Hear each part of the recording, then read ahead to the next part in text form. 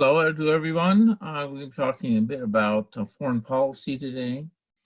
Again, I do not try to talk about the entire topic. I'll be focusing on certain aspects. Traditionally, when we talk about foreign policy, we talk about military power, and the United States most certainly is a military power.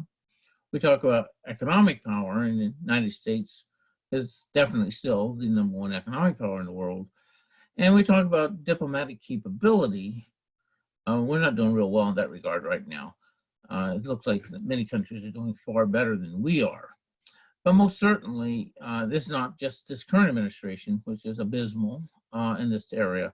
It has been a trend of American administrations over a period of time to have de-emphasized diplomacy to our own harm.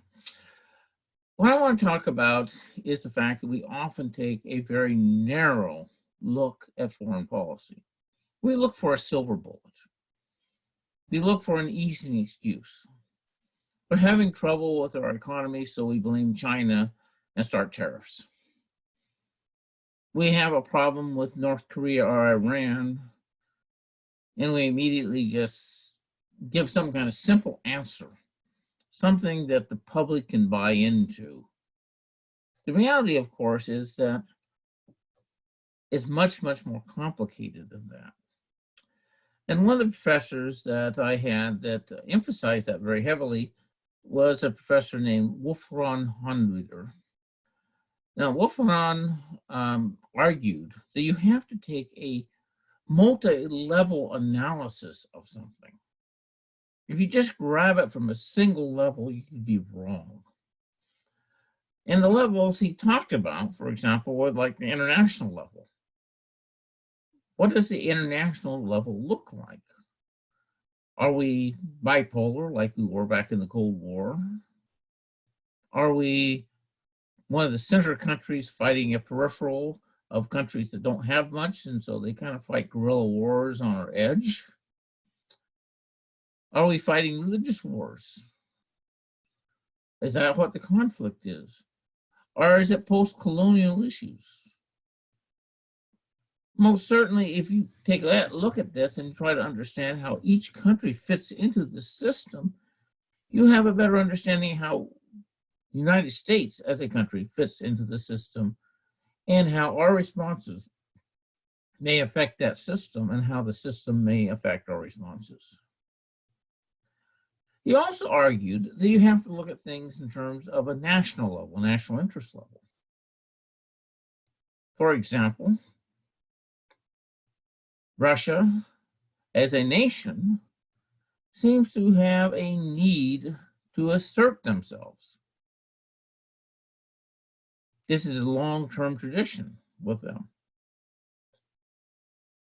Iran feels like they have been abused by America. And it's true, they have been. It may have been a while back. It may have been in the 1950s they overthrew their democracy. But they have a long memory. It's also been 40 years since they took hostages of ours, too.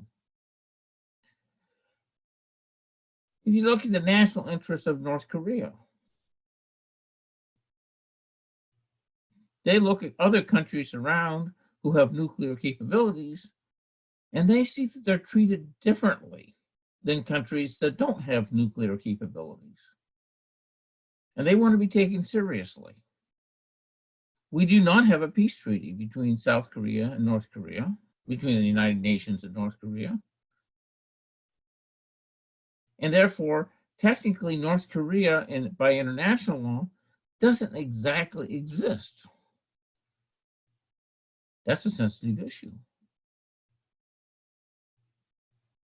China has a desire to be seen as an equal, at minimum, with the United States. After all, they have 4.5 to 5 times as many people living in that country, and they've experienced a lot of economic development.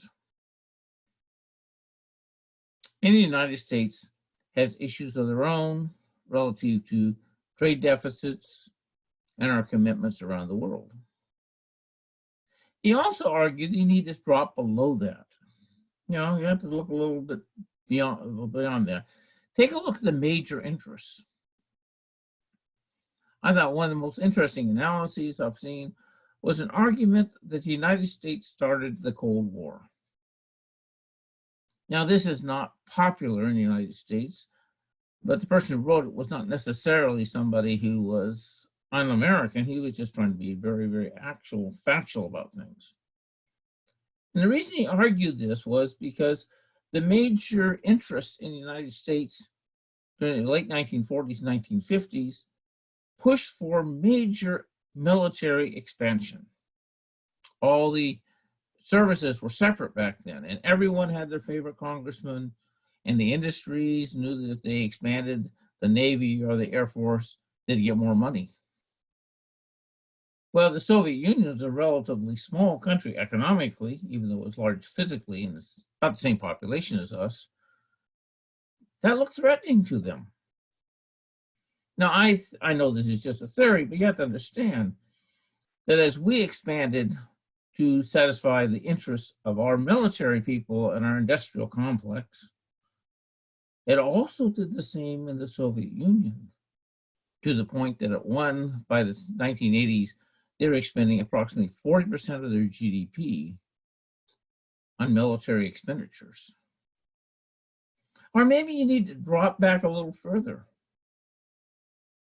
Go back a little narrower. What does the leadership group look like? Who are the people you're dealing with? When we had the Cuban Missile Crisis, Kennedy had lots and lots of very bright people who disagreed with each other. They argued things back and forth.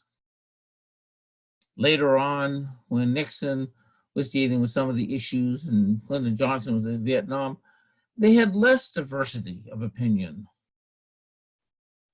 As a result, they may have ended up going to war where the Kennedy administration might not have.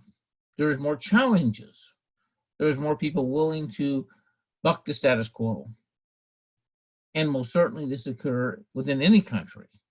And in countries which, of course, are more authoritarian, where people are afraid to challenge the leadership, such as in maybe North Korea or Russia or Iran, maybe they're more likely to make mistakes because the leadership does not have feedback. And maybe that is the case in the United States right now, with Donald Trump not being very good at handling criticism, even on a private basis internally in his administration.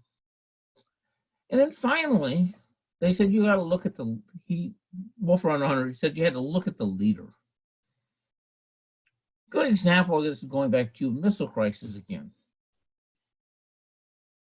After all the discussion, Kennedy, who had been burned by the Bay of Pigs invasion of Cuba, was cautious. He listened to everybody, and the Cuban Missile Crisis looked real serious. The military said that Russians were putting missiles into Cuba.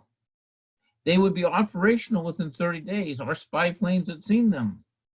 The military said we need to go in and get rid of them before they're operational. But Kennedy pulled back a little bit and said, let's talk to Khrushchev and see if we can work something out first. And it turns out that Khrushchev himself had some needs and wants and could work something out.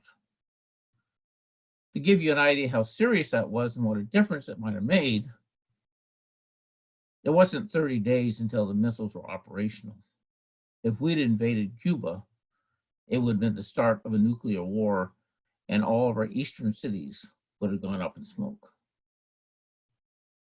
Now, the reason I pull these different levels out on almost any issue is to say we need to take a hard look at who we are, how we operate, how other countries are and how they operate, and how we interact with each other internationally for our own self-interest, or how our leaders are possibly handicapped by their own weaknesses or by their own counsels, are what are the pressures, the major pressures in the country. Another professor of mine had argued that World War I was started by Germany because the internal pressures of industrialization had been so serious, so severe between 1895 rather, and 1915 that they either went to war or they had revolution. Now, I'm not sure he is correct.